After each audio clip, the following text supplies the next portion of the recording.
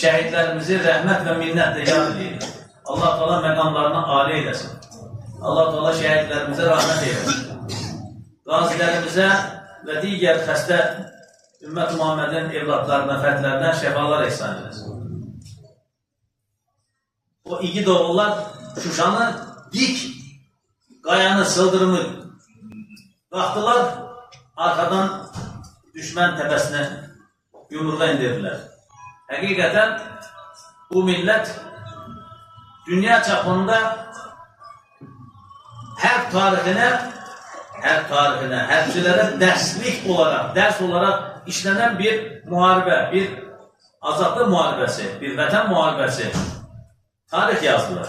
Bugün dünya hərb tarixində 44 günlük müharibə dərslik olaraq keçilir.